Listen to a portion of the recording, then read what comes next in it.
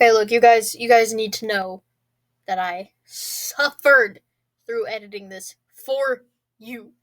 So, enjoy.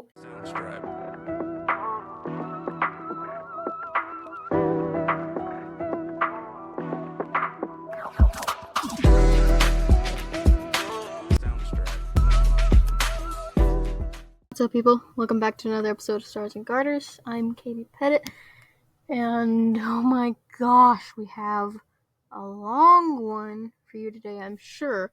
Like, I'm almost 100% sure I'm gonna have to split this into 2 episodes, because there's no way. My outline is like 6 pages long.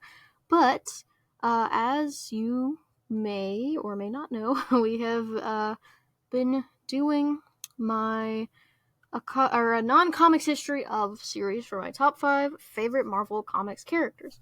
And we have come to, well, okay, wait a minute. First of all, I have to stop wearing the DC merch on my Marvel Mondays.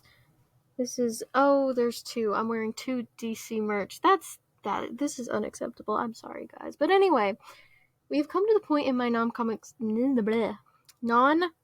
history of series where we have reached the top 2. This is my second favorite Marvel character of all time, and you'll be shocked when you hear who it is, but he has quite an extensive history in all media. So just buckle up. It's gonna be a long ride. But of course, I am talking about none other than Peter Parker, the Spider-Man. My second favorite Marvel character of all time. The research on this episode took actual days. So, just the things I do for you for this podcast. But we need to just get right into it. First off, I will say we are focusing on Peter Parker. I know there's a butt ton of other Spider-Men. We are focusing on Peter Parker. And if he does not have a main role in the storyline, then we won't be talking much about that thing. So, yeah, Peter Parker. Alright, let's jump right into the shortest section of his history, the movies. So, before the obvious big 3, there's some complicated, weird little, independent or made-for-TV movies, but, I ain't about to get into all of that. That's too much. So, let's just go ahead and start with the Sam Raimi trilogy starring Tobey Maguire. So, the movie Spider-Man in 2002. I don't want to fight you, Flash. I wouldn't want to fight me neither. Kicks ass,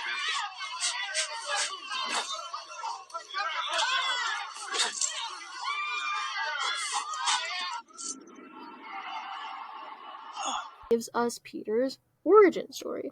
So you have him, he is bitten by the radioactive spider on a class field trip. You have his love interest is MJ. Uncle Ben dies, and it's all his fault. You have Harry Osborn. You have all of this classic Spider-Man stuff in the first movie, just setting up the classic Spidey stuff. The bad guy of the first movie is Norman Osborn. He experiments on himself and creates a Green Goblin personality. So he is the bad guy of this movie. Then Spider-Man 2 in 2004. You got my nerves. I have a knack for that. Not anymore.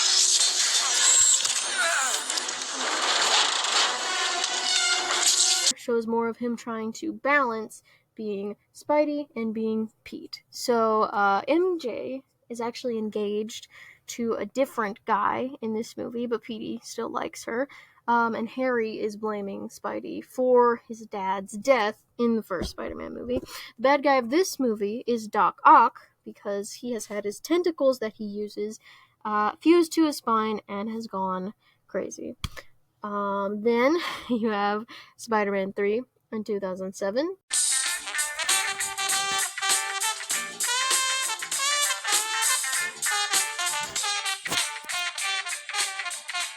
Shots are so good.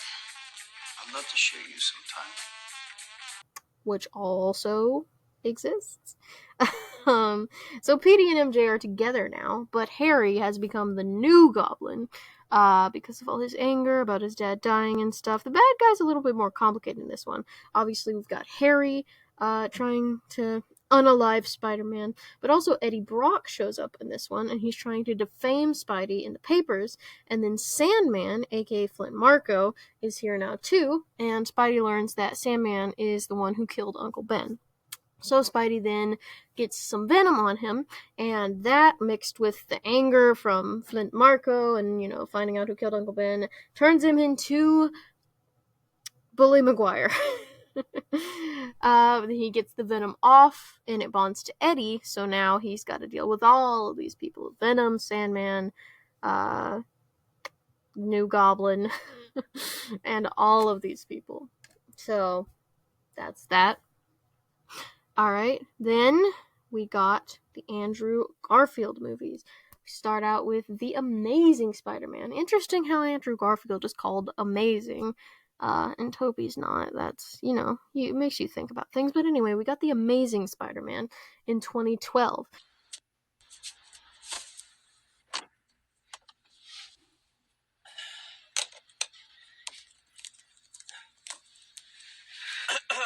In the future, if you're gonna steal cars, don't dress like a car thief. This one does another little origin for him. It kind of just does the same type of thing, and then he has to, in this one, he deals with being Spidey, and then also school, and this time Gwen Stacy as his love interest. The bad guy is mostly Lizard. He's a scientist from Oscorp who has been experimented on and is crazy. Is that starting to sound familiar at all? And then there was The Amazing Spider-Man 2 in 2014. How could you forget me? No, I do. I know it. Don't tell me. It's Max. Is it Max? Yes.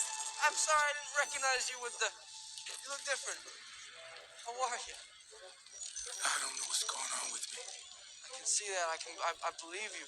So Petey has actually graduated high school, and he's doing more classic Spidey stuff. He has to fight Electro, and he has to deal with Harry. Harry is dying from a disease, and Gwen gets a lovely neck adjustment. And that's that. There were plans for a sequel, but it did not happen. Then Spidey finally showed up in the MCU, portrayed by Tom Holland. He swung into action in 2016's Captain America Civil War. Hey, mate. Hey. How's school today? It's okay. This crazy car parked outside. Oh, Mr. Parker. There's not much specifically about him story-wise. He just gets recruited by Iron Man, who has seen his work as a friendly neighborhood hero, and he wants him to help him fight Captain America. I really wish that I was old enough to understand how awesome this was when I watched this movie for the first time. He's like finally in the MCU. He's a huge Marvel character. The MCU's been existent for a while, and he finally showed up, and I really wish I knew how awesome that was when I first watched it, but it is still awesome. So he got his own movie in the MCU in 2017 in Spider-Man Homecoming. You missed it!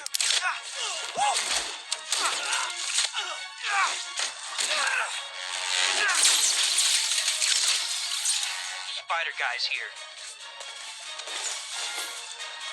Whoa, not so fast! Are you guys okay? My bad, that was a little hard. This one sees him trying to get with Liz Allen and also be a vigilante while he waits for Tony to give him another big mission like he did in Civil War. He finds out on his own about weapons stealer Adrian Toomes, aka the Vulture, and he goes after him and has to fight him despite Tony's disapproval of it. He was also in Avengers Infinity War in 2018.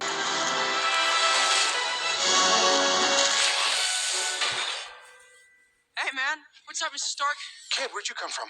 A field trip to Nova! Again, not much focused on him. He goes to help Mr. Stark fight Thanos, and he does some fun team-up stuff, and he is by far the most heartbreaking of the snapped. Mr. Stark, I don't feel so good.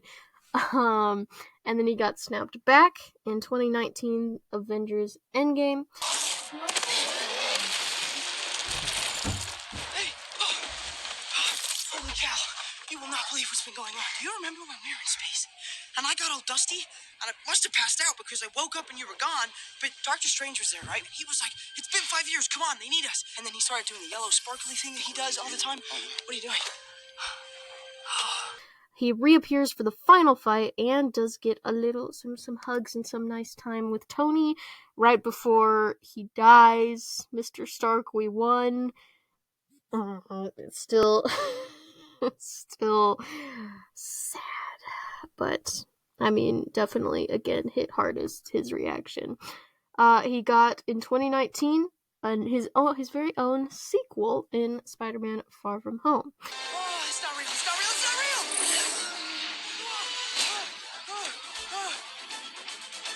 Whoa. That's awesome. This one sees him struggling both to live up to Iron Man's legacy and to win the affection of MJ, not Mary Jane, Michelle Jones.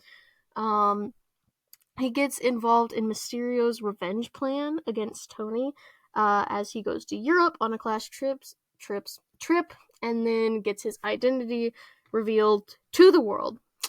And then in 2021, we got the immaculate Spider-Man No Way Home.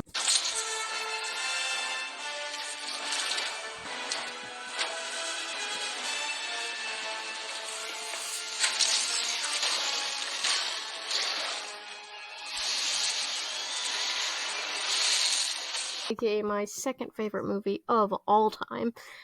Peter accidentally rips a hole in the multiverse while trying to fix Mysterio's face reveal from Far From Home. He gets some the group that I'm going to call the Nostalgia Spider Baddies. They start popping up and causing trouble, so he decides to help them return to their own universes with a chance at redemption because he's such a nice boy.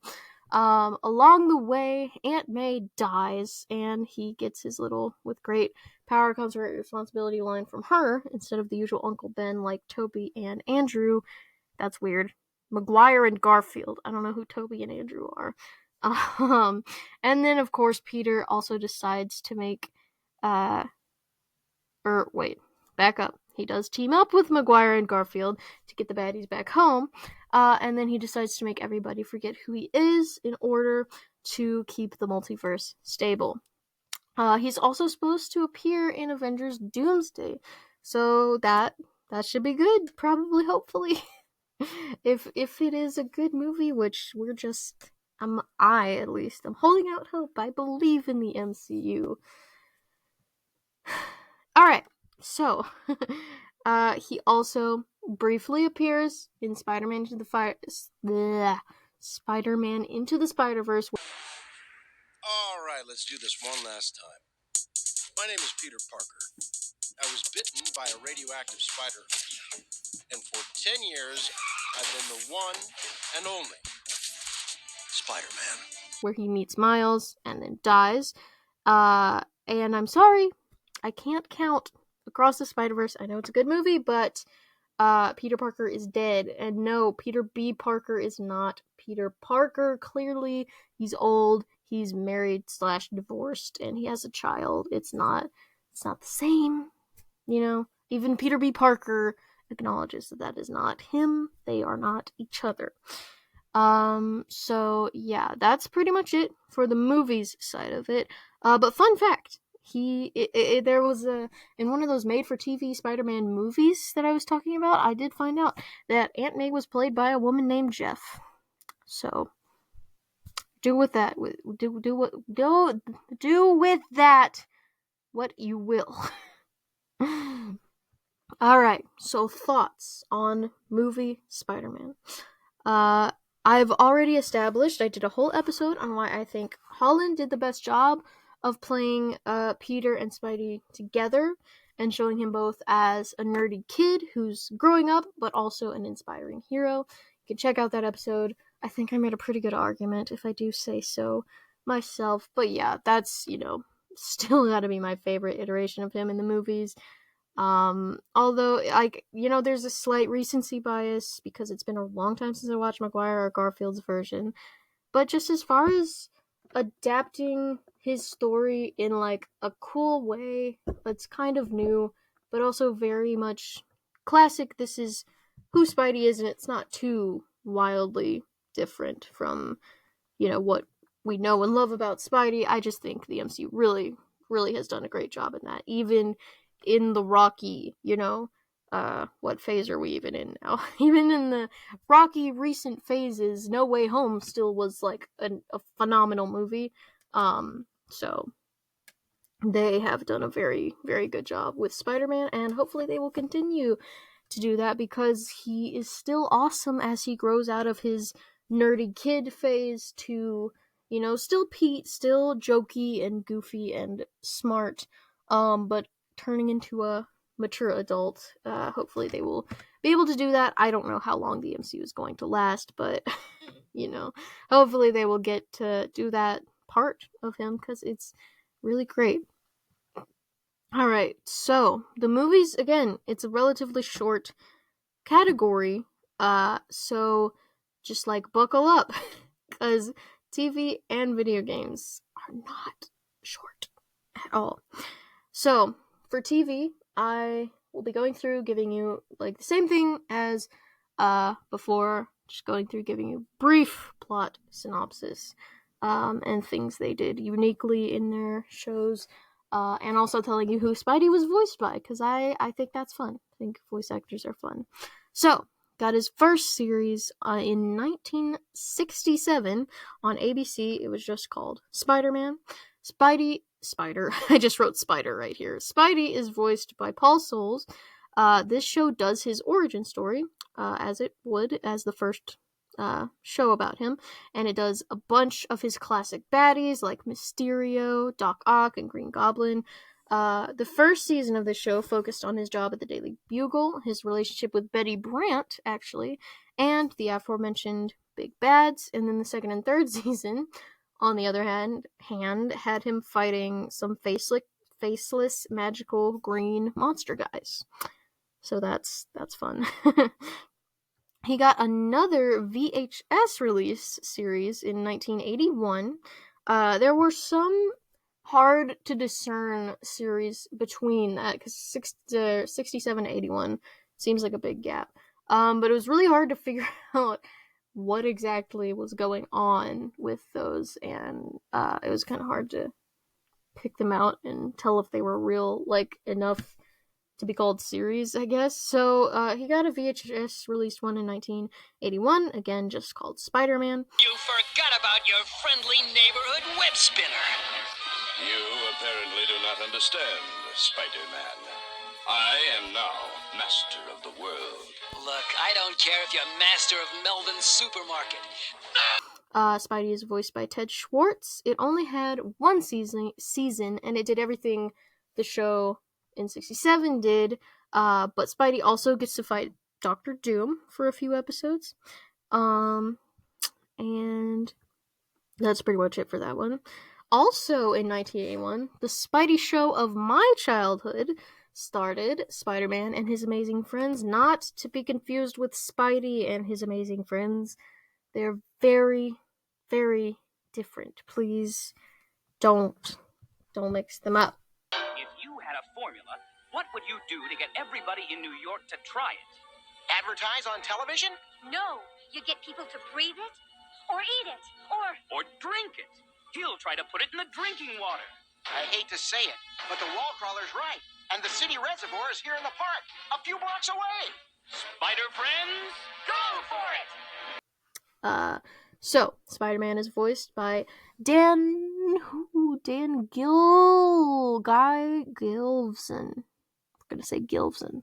And the amazing friends in question here are Iceman and Firestar, randomly, who in this series go to the same college as Spidey. They work together to stop the Beetle from stealing some Stark tech, and after that they decide, hey, we work good together, we should be Spider friends, because Spider-Man is the most important superhero among us, apparently. And yes, he is, but I mean, still, it seems a little haughty, but I digress. And they should work together to stop bad guys. And so they do. And that is the series. They live together and they superhero together as the Spider Friends. So, in 1994, another just Spider-Man was born. Sorry, Doc. I'm doing this for Billy as much as for you. And ran for a nice little 5 seasons. This one was well received and kept it going. So Spidey's voiced by Christopher Daniel Barnes. This one also has him in college. It's interesting to me that like almost all of them have him either in high school or college. But this one has him in college, and he gets to fight all kinds of spider baddies. I will be using the term a lot, just so you know, spider baddies. Like Kingpin, Venom, and Green Goblin. He gets to do some cool team-ups in this show. He gets to team up with like the X-Men and Punisher and a bunch more. Black Cat and MJ both spend some time as his love interest, and Harry is back as his best friend. So yeah, that's basically it. It's mostly about him fighting the spider baddies and doing cool team ups. In 1999, with back to one measly season, we got Spider-Man Unlimited. Spidey is voiced by Reno Romano. This one is mostly focused on him fighting extraplanetary threats, such as Venom and Carnage, as well as the High Evolutionary. Interestingly, if you might know him if you watch Guardians of the Galaxy Volume 3, he's real interesting. But this one, mostly Spider-Man was not on Earth. So I'm not gonna say that contributed to it only having one season, but who knows? So in 2003, after Maguire's first movie, Spider-Man, the new animated series started. I hate you all. It's lights out time, Static Man.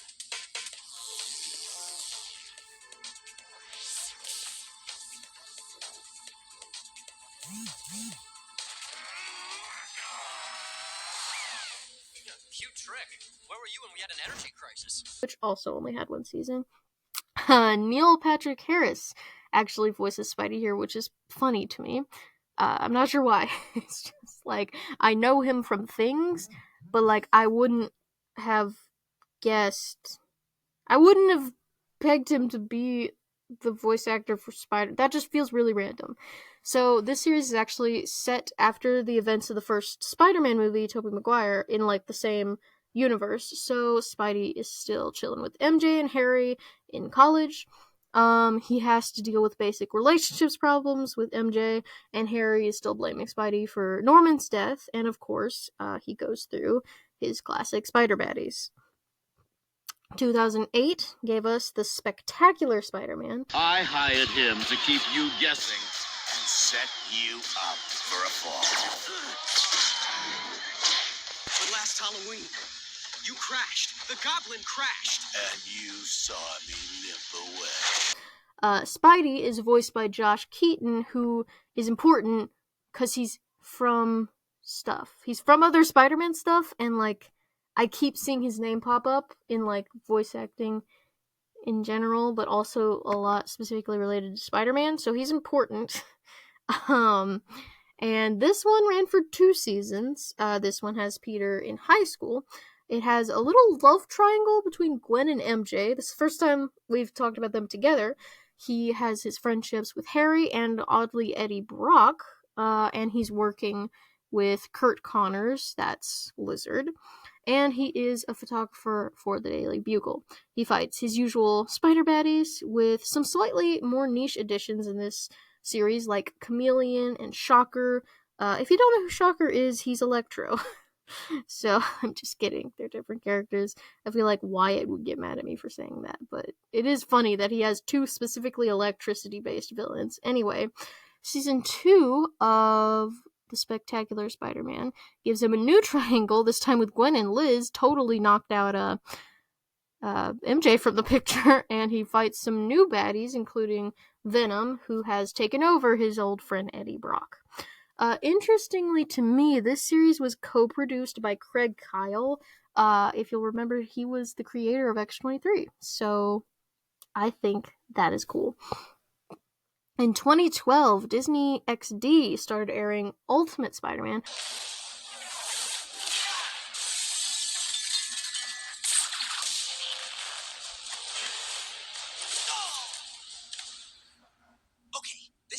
Not a robot.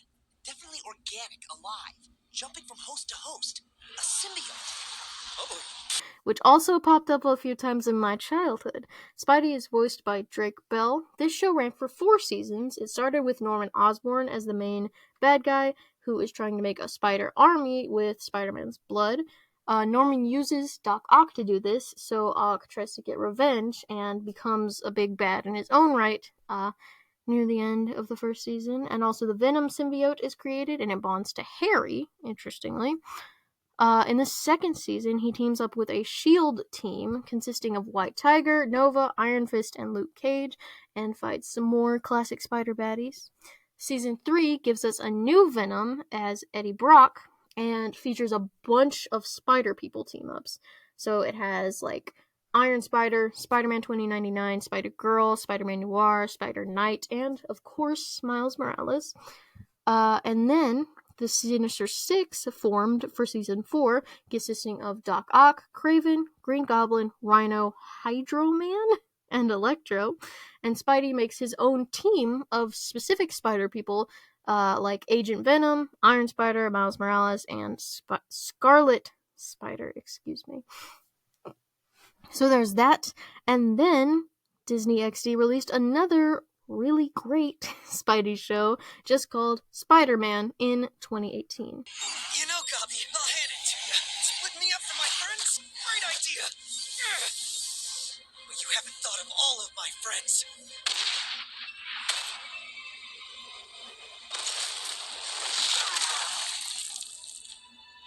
There's someone you've always underestimated.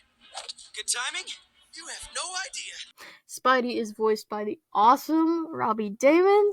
This show ran for 3 seasons, and it depicts Peter in high school again, and it does his classic origin story, class field trip, gets bit by an experimental spider.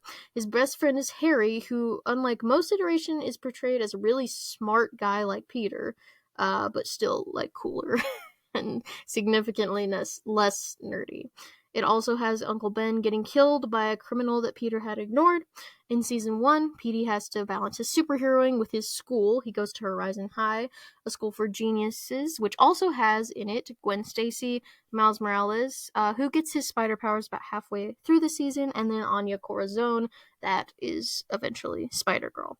Not in this season. He fights all kinds of spider baddies and has all kinds of team-ups, and Harry becomes the Hobgoblin, not the new Goblin. Hobgoblin is an objectively cooler name, by the way, but the Hobgoblin, but he ends up as an ally to Spidey after Harry discovers Peter's secret identity. They had some beef for a while, but eventually they come around, and Hobgoblin ends up as one of Spidey's friends. So Season 2 does a great rendition of the Superior Spider-Man storyline, where Doc Ock takes over Peter's mind, and he turns into a more skilled but, like, violent version of Spider-Man, as he is in Peter's body. And then in this season, after, of course, he gets his body back, Spidey gets his job at the Daily Bugle, and he fights more spider baddies, and then Gwen and Anya both get their spider powers and become Ghost Spider and Spider-Girl, respectively. And then the last season, which only has 6 episodes and made me really sad, is all about Venom. All about Venom, who was featured in the earlier season, both as Flash Thompson and then as Eddie Brock. But this last season is all about Venom and Venom's planet. Venom is releasing his species onto Earth to try and take over the planet. So it has Peter team up with Moon Knight, and he also starts a little thingy thing with MJ in this season. So, also, Spidey and his amazing friends does exist, but, you know. And now, in 2025, we have your friendly neighborhood Spider-Man.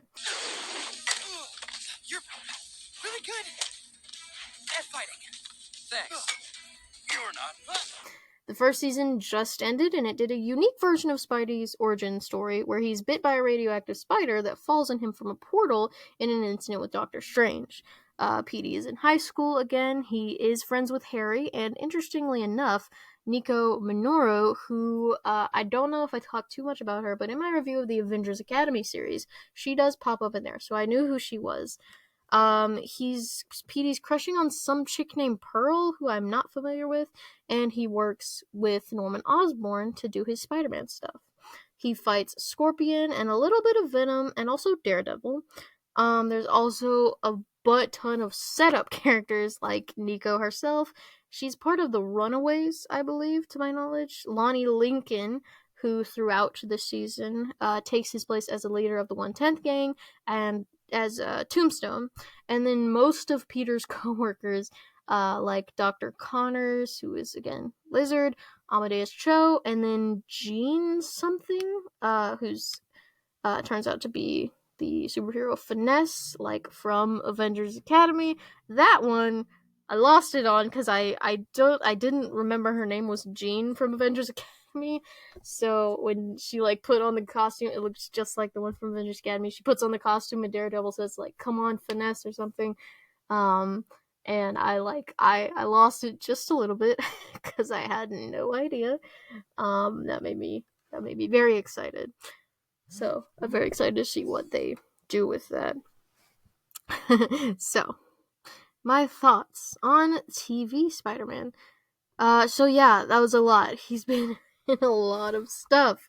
And since we're already talking about Spidey, and since this is probably couldn't be long enough to be its own episode, let me just say that I thought Your Friendly Neighborhood Spider-Man was really good. I thought, you know, as a mini review, I thought the animation is very cool, very comic booky. I really like how they do it. Spidey himself is portrayed very well. Peter is played very, classic. They don't try to do anything crazy with Peter. And I'm just excited for all these setups. It was a lot of setting up, but I am excited to see where they go. With that said, my favorite version of him TV-wise would have to be 2018's Spider-Man. Now, I know, like, I don't think I'm gonna cause a lot of disturbances among the people who watch my podcast, but like, apparently out there in the world, there's like a lot of people really don't like this show. Like, they're putting it at the bottom of their Spider-Man shows list. And I don't get that at all, because maybe it's recency bias, but I thought this show was great. Sure, the animation wasn't anything awesome, that's a big complaint that I see, but they adapted so many classic storylines and villains and characters very well, and they added like a lot of spider people, yeah, but they still kept the story about Peter. They did Peter and Harry's friendship amazingly, and the voice cast is incredible. I've talked about them a little bit in my little like geeking out segments, but like seriously, the voice cast is absolutely incredible. Like Robbie Daymond does an incredible job. It's like the thing, like, something that's really fun with like knowing about voice actors and stuff is like when you know the person who is voicing this character, and like it's a character that you've known before, and so like you hear them and they do just such a good job, and it's like you can hear that it is like you can hear the voice of that voice actor, obviously, but it's also completely the character, it's like, I mean, I'm like that like it's Robbie Daymond, but like it's also absolutely Spider-Man. It's absolutely Peter, and I love that when that happens. And like the rest of the voice cast is amazing. I think Josh Keaton is also in this one. I can't remember who he plays. Yuri Lowenthal is also in this one. I think he plays the Lizard. And Yuri Lowenthal voiced Spider-Man in a certain video game. And so yeah, I really love that show. I really enjoyed it, and just for the record, my dad walked in while I was watching it, and he sat and watched about like one episode maybe, and after it was over, he said, and I quote, "Good show." So, I mean, that pretty much does it for me. Like, he's not even crazy about animation. I really like animation. But like I mean, he didn't like the animation of this show specifically. I mean, just like animation in general. He prefers live action stuff. Um, but he said good show. He said good writing as well. So there you go. And that's one of his favorites as well. So you know, he takes the characters seriously. So what else? What more proof would you like? So I just think the show was great, and I'm gonna give it my favorite, and I'm not gonna regret it. So I have no remorse. I'm not gonna change my answer because a lot of people don't like the show at all. I think it's a really great show. So as for video games, we're only going to be focusing on Spider-Man specific games. I know he's appeared in probably a million other games, but there are already so many Spider-Man specific games that we'll just hone in on that one, that genre. So let's go. A game just called Spider-Man was released on the Atari. I don't know how you say this, 2600 or 2600, whatever, in 1982.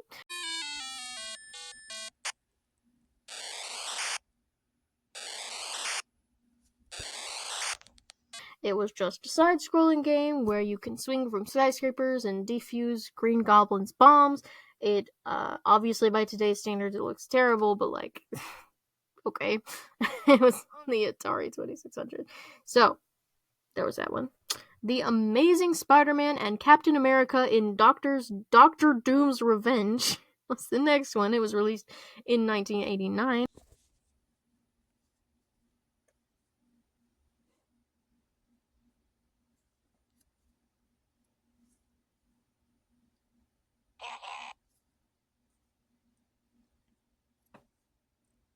It is another side scroller. A lot of these early ones, almost all of them are side scrollers. Another side scroller where Spidey and Cap beat up a bunch of bad guys who are being led by Doctor Doom to do bad things. It doesn't get that deep until a little while later. In 1990, the first of the series, The Amazing Spider-Man games, was released for the Game Boy.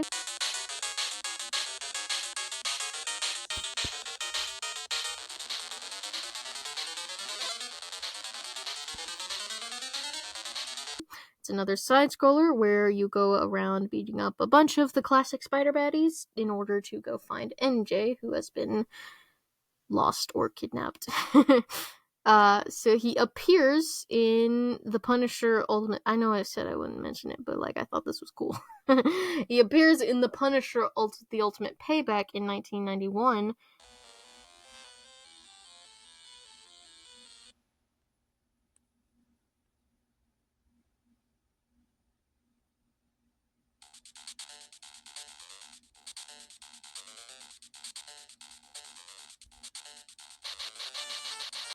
To be the guy that tells you how to beat the levels. So I don't know. And maybe he's a more significant character to Punisher than I am aware of, but I think it's like kind of funny and random that he's the guy who pops up to give you hints, but whatever. He also comes in and saves hostages sometimes, so there's that. Then the arcade game called Spider-Man the Video Game, which is kind of funny because it's titled like it's the first one. I feel it's like the video game, but it came out in 1991.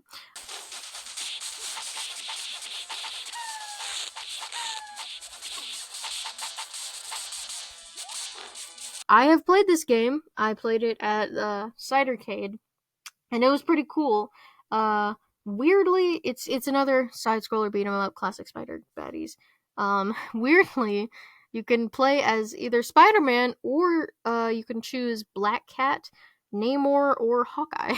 So, I mean, Black Cat makes sense, but Namor and Hawkeye as well, because The Amazing Spider-Man 2, the sequel, was released in 1992.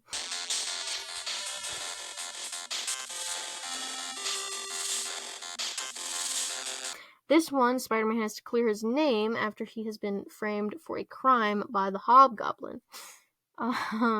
Spider-Man Return of the Sinister Six, not in the Amazing Spider-Man series, but it was released for the NES in 1992.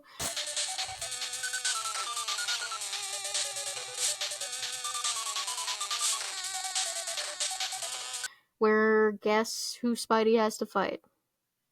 It's the Sinister Six. So, Spider-Man and the X-Men in Arcade's Revenge for the Sega Genesis came out in 1992.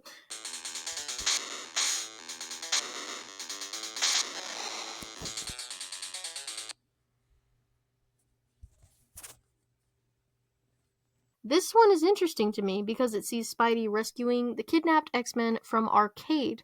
He is a really dark villain who kidnaps people and likes to put them in murder games. I know him because there's like a sequel series to Avengers Academy called Avengers Arena where he kidnaps the Avengers kids and makes them do murder games. So he's a fun guy. And then in 1993 we got the Amazing Spider-Man 3 Invasion of the Spider Slayers, which is a sequel to the other Amazing Spider-Man games.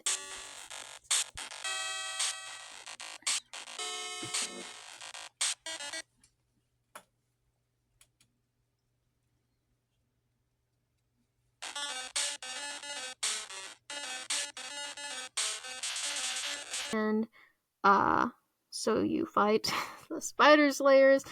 They are robots designed specifically to slay Spider-Man, if you can believe it.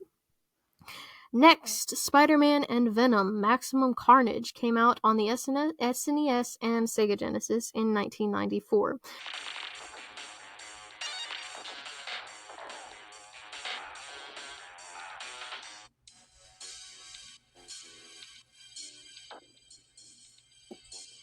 This one is another side-scroller where Spidey has to team up / fight Eddie Brock as Venom while he's kind of in the middle of like trying to be reformed, and then he also has to deal with Cletus Cassidy, who has no desire to be reformed, as Carnage. So that's fun. Then we had the Amazing Spider-Man Lethal Foes, for the SNES, which came out in 1995.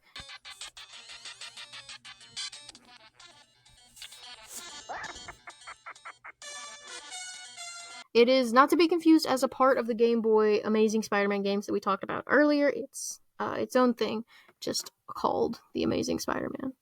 So Spidey fights a bunch of spider baddies that are being led by Doc Ock. Pretty straightforward.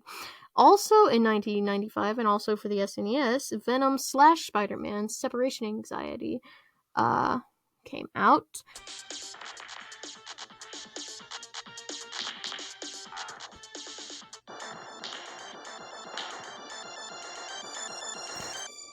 It is basically the exact same as the Maximum Carnage game. Not the exact same, I know they're different, but like, it's not really much worth mentioning.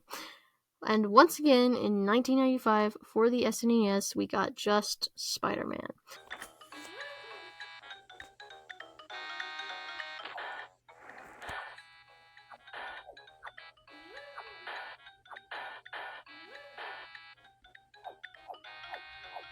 Super basic, side-scroller, fight spider baddies, team up with your spider friends.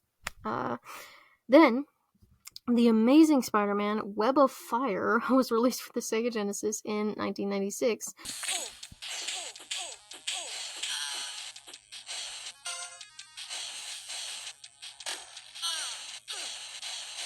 Again, not associated with the Game Boy series. This one is a side-scroller. It has New York City under attack by Hydra, so Spidey teams up with Daredevil to go and stop them. A game just called Spider-Man was released in 2000 for a lot of different consoles.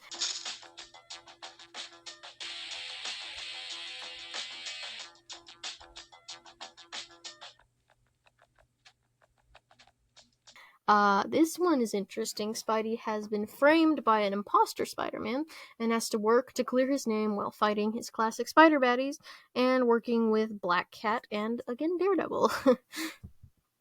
Then, the sequel this is weird, but specifically for the Game Boy Color version of that game that we just talked about, called Spider-Man 2: The Sinister Six, was released in 2001.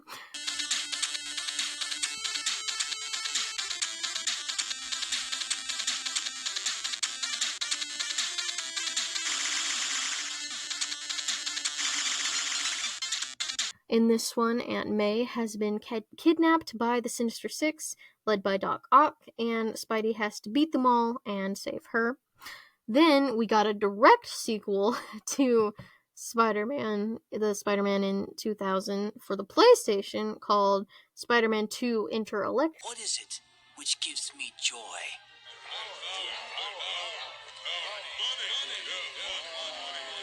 Destroying Spider-Man. Which was also released in 2001. In this one, Spidey, it's like directly after the events of the first one, so Spidey has still been framed for theft because Captain America has been given all the credit for stopping Doc Ock in the last game. And Electro starts doing some robberies, so Spidey has to go and stop him. Also, Beast helps Spidey out in this game. So that's fun. And then there was a standalone sequel in 2011 for the Game Boy Advance called Spider-Man Mysterio's Menace.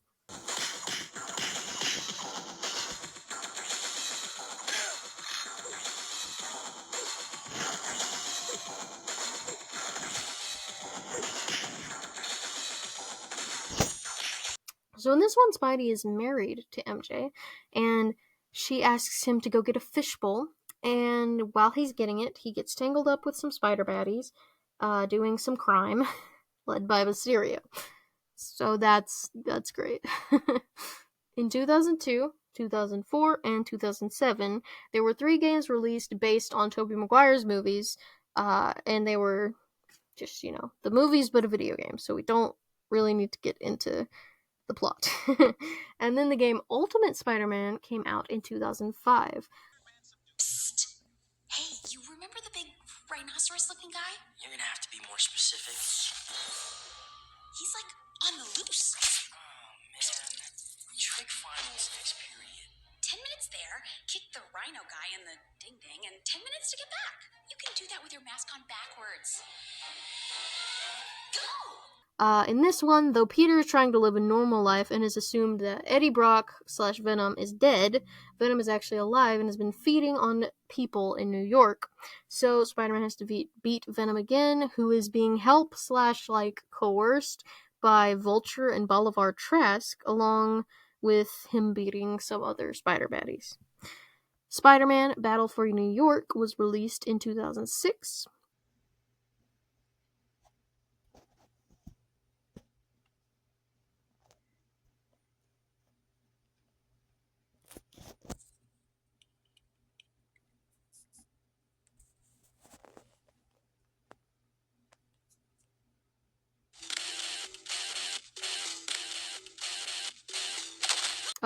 In this one, Norman Osborn has found out about Spider-Man's secret identity, and he tries to recreate what happened to Peter on himself.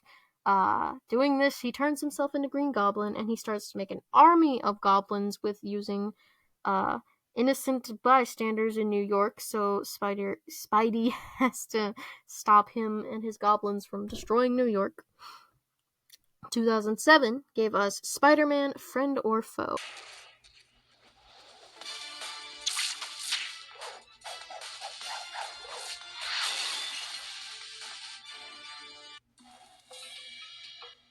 Don't want to fight?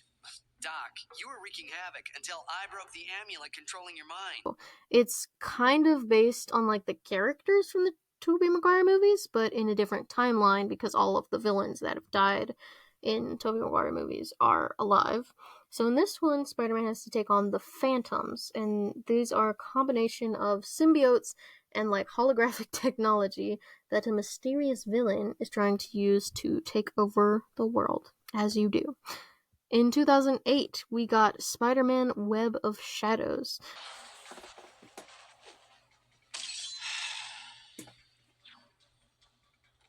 Who declined joining the new Avengers? The red guy with the horns, duh. You're not yourself. In this one, Spidey gets his black suit back, and this time he has like more control over Venom, and so he has to beat Eddie Brock with the help of Wolverine, Luke Cage, and some other team ups. This game is interesting because it's like the story is considered like darker than other previous Spider-Man games, I guess.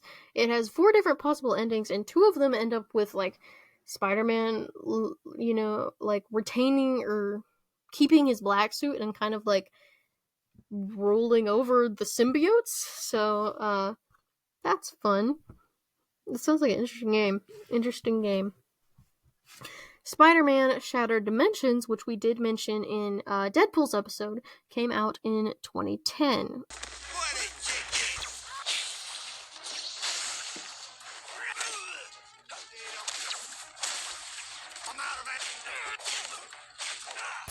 In this one, while trying to stop Mysterio from stealing it, Spider-Man breaks the Tablet of Order, and he has to travel throughout the multiverse with Madam Web to collect its pieces and restore order.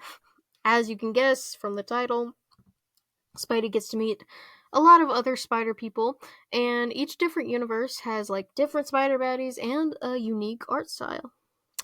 A sequel for Shattered Dimensions called Spider-Man Edge of Time came out in 2011. Eddie,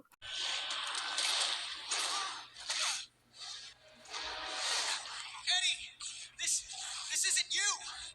No, Joyce. Eddie, you're not a killer anymore. Don't you get it? You're not in your right mind. You always were. In this one, Walker Sloan, in a different dimension, a different universe, has plans to go back in time and establish Alchemax earlier and destroy all his corporate rivals. And Spider-Man 2099 tries and fails to stop him. While briefly trapped between dimensions, Spider-Man 2099 sees our Spidey get murdered by an unknown assailant, so he tries to go and warn Main Universe Spidey, and Main Universe Spidey gets mixed up into 2099's timeline while fighting Anti-Venom, so they have to work together to restore both of their timelines. In 2012 and 2014, 2 Amazing Spider-Man games were released based on the Andrew Garfield movies, so again, don't really need to go into detail there. And then finally, in 2018, for the PS4, we got the incredible Marvel's Spider-Man. I'm sorry I'm late.